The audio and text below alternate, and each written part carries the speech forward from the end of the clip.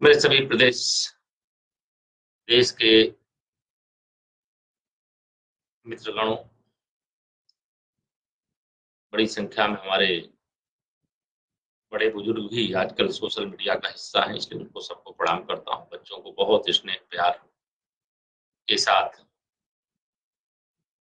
अभी आज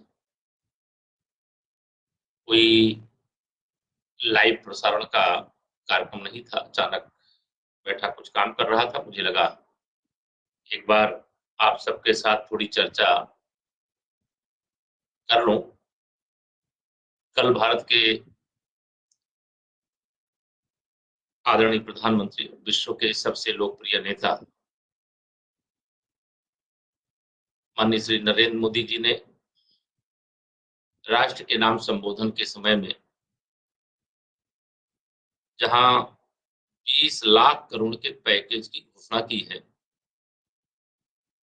वहीं देश को आत्मनिर्भर बनाने के लिए आगे आने का आह्वान भी किया। और यह एक जिद हर देशवासी के मन के अंदर पैदा होना चाहिए कि 21वीं सदी भारत की सदी। अगर भारत समृद्धशाली होगा, भारत शक्तिशाली होगा, भारत संपन्न होगा, भारत विकास में आगे होगा, पूरे विश्व में किसी को नुकसान नहीं होगा। लेकिन अगर भारत कमजोर होगा, विश्व में दूसरा कोई शक्तिशाली बनता है, तो भारत को कितना नुकसान उठाना पड़ता है आप सब देख रहे हैं। कल माननीय प्रधानमंत्री जी ने वसुधैव कुटुंबकम की बात कही। पूरे विश्व को परिवार मानने की अगर सामर्थ्य किसी में है तो भारतीय संस्कृति में है। और पूरे विश्व को परिवार मान करके आदिकाल से हमारे पूर्वजों ने भी सेवा भी किया है, देश की सीमाओं की रक्षा भी की है। और हमने केवल सीमा ही नहीं, सीमा से परे जाकर के भी दुनिया को शांति का संदेश दिया है। दुनिया को भगवान बुद्ध के नाम से, भगवान बुद्ध के उपदेश से, भगवान बुद्ध के ज्ञान से जोड़ने का काम किया। और आज विश्व के अनेक हिस्से ऐसे हैं जहां भगवान बुद्ध की पूजा होती है। भगवान बुद्ध को अपने आराध्य के रूप में मान करके मैं यह समझता हूं कि दुनिया के किसी भी देश में अगर भगवान बुद्ध को मानने वाले हैं तो वो भारत को मानने वाले लोग हैं। और भारत को मानने वाले लोग अगर दुनिया के किसी देश में हैं तो हमारे लिए अत्यधिक गौरव की बात है। कल मैं माननीय प्रधानमंत्री जी का जब राष्ट्र के नाम संबोधन था तो मैं भी सुन रहा था, आप लोगों ने भी सुना होगा। उन्होंने कई बातें कल कही थी। अब वो आप सबसे शेयर करूंगा तो लगेगा कि मैं प्रधानमंत्री जी की बातों को ही दोहरा रहा हूं। जहां 20 लाख करोड़ के एक आर्थिक पैकेज की घोषणा कल माननीय प्रधानमंत्री जी ने कही है, वहीं दूसरी जो महत्वपूर्ण बात कही कि ये कोरोना संक्रमण के बीच में हम रुक नहीं जाएंगे, हम ठहर नहीं जाएंगे, हम सब कुछ छोड़ करके निराश नहीं हो जाएंगे। हमें कोरोना से लड़ना भी है, कोरोना के रहते हुए आगे बढ़ना भी है और हिंदुस्तान को आत्मनिर्भर बनाना भी।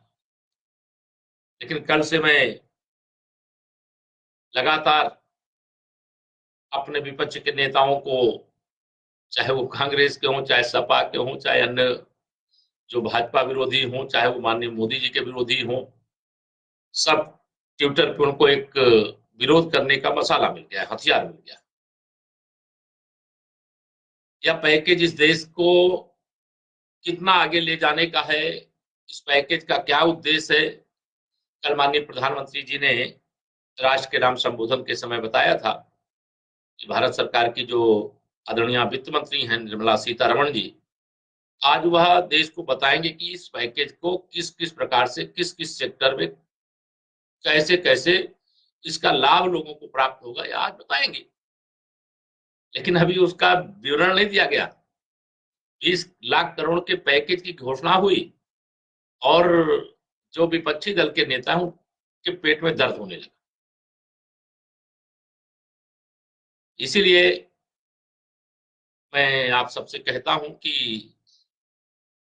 भारतीय जनता पार्टी और दूसरे दलों में अंतर क्या है। भारतीय जनता पार्टी में पहले देश है, फिर दल है और फिर व्यक्ति है। और जो विपक्षी दल है उनके लिए पहले व्यक्ति है, फिर दल है, उसके बाद देश। हमारे लिए देश और देशवासियों की चिंता, हमारे लिए प्रदेश और प्रदेशवासियों की चिंता हमारी प्राथमिकता है। और जो विपक्ष में बैठे हुए हैं, आलोचना का उनको अधिकार है, लेकिन उनके लिए देश और प्रदेश प्राथमिकता नहीं है, देशवासी और प्रदेशवासी प्राथमिकता नहीं है। उन दलों के जो नेता हैं वह प्राथमिकता में है, जो दल है दल उनके प्राथमिकता में है। देश प्रदेश तो बहुत पीछे की बात है। अगर देश प्रदेश के बारे में इन लोगों ने सोचा होता तो शायद देश की जो स्थिति है ये स्थिति नहीं होती। और ये राजनीति करने से बाज नहीं आ रहे हैं, हर चीज में टीका टिप्पणी करना और जो अच्छे काम हो रहे हैं उनका विरोध करना। लेकिन जो पीड़ित हैं, जो दुखी हैं, जो किसी कठिनाई में हैं, उनकी किसी भी प्रकार से किसी भी स्थान पर कोई मदद नहीं करना। भारत सरकार और प्रदेश सरकार मिलकर के देश के अलग अलग राज्यों में जो हमारे मजदूर भाई बहन हैं उनको लाने के लिए श्रमिक एक्सप्रेस वे चल रही है, एक्सप्रेस वे चल रही है। और एक्सप्रेस वे, श्रमिक एक्सप्रेस से भारी संख्या में हमारे प्रदेश के भी जो मजदूर भाई बहन है वो आ रहे हैं। इसकी चर्चा नहीं करेंगे कोई विपक्ष के नेता। उसमें झूठ कहां से क्या फैलाया जा सके इसकी कोशिश में लगे रहते हैं। और इसी कोशिश के चक्कर में उन्होंने पहले कहा रेलवे का किराया लिया जा रहा, और उसके बाद अब हल्ला कर रहे हैं कि बड़ी संख्या में लोग पैदल जा रहे हैं, उनकी कोई व्यवस्था नहीं है। सरकार की ओर से तो सभी आवश्यक व्यवस्थाएं की जा रही, लेकिन एक भी बार विपक्ष के कोई नेता इस बात की अपील नहीं करना चाहते हैं कि मेरे मजदूर भाई बहनों आप जहां हैं वहीं रुकें।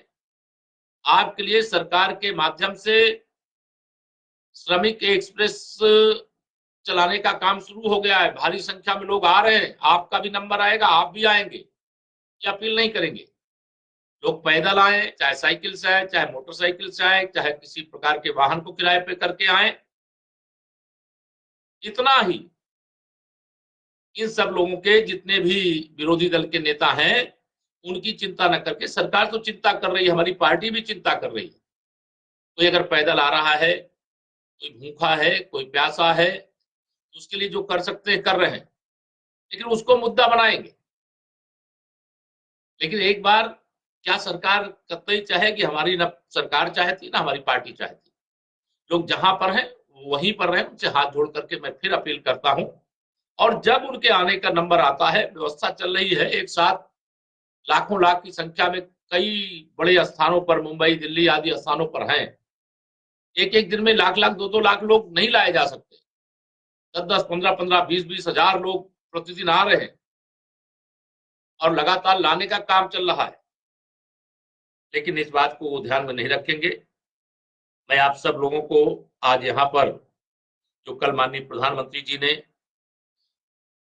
एक तरह से जो हमारे लोकल उत्पादन होंगे, बड़ी भारी बात कही थी, जो आज ग्लोबल मार्केट का हिस्सा बन चुके हैं, कोई बहुत जिसे ब्रांडेड सामग्री कहा जाता, वो भी कभी लोकल हुआ करते थे, लेकिन आज लोकल से ग्लोबल हो गए। जो हमारे यहाँ लोकल में जो सामान बिक रहा है, बन रहा है, उसको खरीदें। जब आप खरीदेंगे तो उनके पास बनाने की क्षमता पैदा होगी। जैसा आज बना रहे उससे अच्छा बनाना शुरू करेंगे। वही धीरे धीरे जिले के अंदर, फिर प्रदेश के अंदर, फिर देश के अंदर, फिर दुनिया के अंदर बिकने लगेगी। और जब कोई चीज अधिक बनेगी, अधिक बिकेगी, तो अधिक रोजगार पैदा होंगे, उसकी बिक्री से अधिक पैसा आएगा, और उस पैसे के आधार पर वह गांव, वह क्षेत्र तो आगे बढ़ेगा ही, देश भी आगे बढ़ेगा। आज जब भी कोई बात होती है तो दुनिया के अनेक देशों का नाम लिया जाता है कि इस देश का ये सामान ही बहुत अच्छा होगा। माननीय प्रधानमंत्री जी ने एक तरह से स्वदेशी को अपनाने का आह्वान किया, जैसे खादी को अपनाने का, हैंडलूम के जो कपड़े थे उनको अपनाने की अपील की थी। आज फिर उन्होंने स्वदेशी अपनाने की अपील की है। मैं आप सब लोगों से 21वीं सदी भारत की सदी बनाने के लिए माननीय प्रधानमंत्री जी ने आह्वान किया है, उसको लक्ष्य बनाए। आज शाम को भारत सरकार की माननीय वित्त मंत्री जी का जो संबोधन है उसको ध्यान से सुने। उस पैकेज में किस क्षेत्र में क्या आगे बढ़ने का अवसर प्राप्त होता है, जो ग्रामीण उद्योग हैं उनको कैसे हम बढ़ा सकते हैं, हम जो काम हमारे सामने आज उपलब्ध है उसको कैसे खड़ा कर सकते हैं, और कोई भी काम कोई भी व्यक्ति कर सकता है। आप करने का संकल्प लीजिए, करने की दृढ़ता के साथ आगे बढ़िए। आज तो आपकी सरकार केंद्र में भी है, आपकी सरकार प्रदेश में भी है, और हमारी सरकार कोई भेदभाव नहीं करती है। कल जब देश के प्रधानमंत्री जी बोल रहे थे तो लगता था कि देश के 130 करोड़ लोगों का चुना हुआ प्रधानमंत्री। पूरे देश को माननीय प्रधानमंत्री जी पर गर्व है, और कल का जो पैकेज घोषित हुआ है उस पैकेज के आधार पर देश में क्रांतिकारी परिवर्तन आएगा। इस क्रांतिकारी परिवर्तन से निश्चित तौर से जो राजनीतिक चश्मे से पैकेज को देख रहे हैं, संकट को देख रहे हैं, उनको तो परेशानी होगी। अगर वो देश का चश्मा एक लगा लें, देश की जनता के हित का चश्मा लगा लें, तो माननीय प्रधानमंत्री जी के द्वारा घोषित पैकेज का वह स्वागत करेंगे। लेकिन उनको दृष्टि दोष है, तो उनके दृष्टि दोष को भगवान ही खत्म कर सकते हैं, हम लोग तो खत्म नहीं कर सकते। कल कई बातें माननीय प्रधानमंत्री जी ने कही है कि पिछले 4 महीने से पूरा विश्व समुदाय संकट से जूझ रहा है, और हमारा नेता जब कोई फैसला लेता है तो दुनिया उसी रास्ते पे चल पड़ती है। हमारे प्रधानमंत्री जी ने समय से लॉकडाउन घोषित किया, फिर दुनिया के अनेक देशों ने लॉकडाउन घोषित करना शुरू किया। हमारे प्रधानमंत्री जी ने एक दिन शाम को 5 बजे 5 मिनट ताली बजाने की घोषणा की देश के चिकित्सा सेवा से जुड़े हुए लोगों के लिए। दुनिया के अनेक देशों में वही काम होने लगा।